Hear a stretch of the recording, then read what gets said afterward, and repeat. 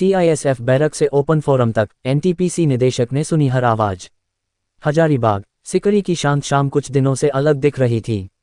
Township की गलियों में बच्चों की हंसी और मजदूरों की भागदौड़ के बीच एक बदलाव की हल्की आहट सुनाई दे रही थी।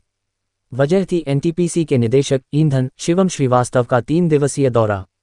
लोगों को उम्मीद थी कि उनकी मौजूदगी से न सिर्फ परियोजना की रफ्तार बढ़ेगी, बल्कि यहां रहने वाले कर्मचारियों और उनके परिवारों की रोजमर्रा की जरूरतें भी सुनी और समझी जाएंगी। पहला दिन, टाउनशिप की धड़कन को करीब से महसूस करना। शनिवार को निदेशक का काफिला सिकरी टाउनशिप पहुंचा। अधूरी सड़कों पर काम कर रहे मजदूरों ने थोड़ा रुककर ऊपर देखा, जैसे उन्हें भरोसा हो कि अब उनकी मेहनत को सही दिशा मिलेगी। निदेशक ने सिर्फ भवनों के निर्माण नहीं देखे, बल्कि उन परिवारों की बातें भी सुनी जिनकी जिंदगी इन कमरों और गलियारों से जुड़ी है।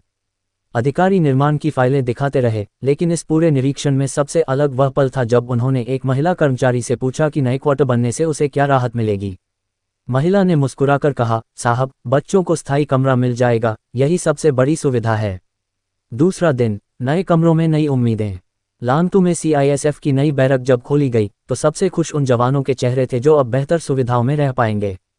एक जवान ने धीरे से कहा, अब परिवार से दूर रहने का दर्द थोड़ा कम लगेगा। सिकरी टाउनशिप में बैचलर हॉस्टल 3 के उद्घाटन के समय भी युवा कर्मचारियों के चेहरों पर सुकून दिख रहा था। कई हंसी मजाक में बातचीत कर रहे थे कि अब ऑफिस और रहने की जगह दोनों बेहतर हो गई हैं।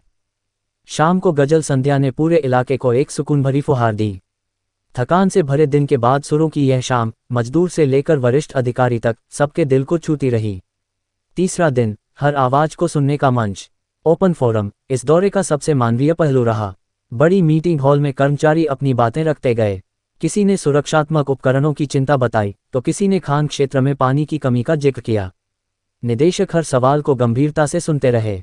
जवाब देते समय उनका लहजा आदेश वाला नहीं, बल्कि टीम के एक सदस्य जैसा था। उन्होंने साफ कहा कि हर कर्मचारी की सुरक्षा और सुविधा ही परियोजना की असल ताकत है। एक वरिष्ठ कर्मचारी ने जाते जाते कहा, आज लगा कि हमारी बात सिर्फ सुनी नहीं गई, समझी भी गई है। 3 दिनों का असर, सिकरी में भरोसे की लौ। इस दौरे ने परियोजना की गति तो बढ़ाई ही, साथ ही यहां रहने और काम करने वाले लोगों के बीच भरोसे की नई परत भी बनाई। नई इमारतें, नए कमरे, बेहतर सुविधाएं और खुला संवाद, ये सब सिर्फ विकास की बातें नहीं थीं। यह उन लोगों की कहानी थी जो दिन रात कोयला परियोजना की जमीन पर काम करते हैं, और पहली बार उन्होंने महसूस किया कि उनकी आवाज भी विकास का हिस्सा है। और भी ऐसी तरह तरह की न्यूज को देखने के लिए हमारे चैनल को लाइक करें, सब्सक्राइब करें और बेल आइकन जरूर क्लिक करें, इससे हमारे आने वाली न्यूज की नोटिफिकेशन आप लोगों को सबसे पहले मिले।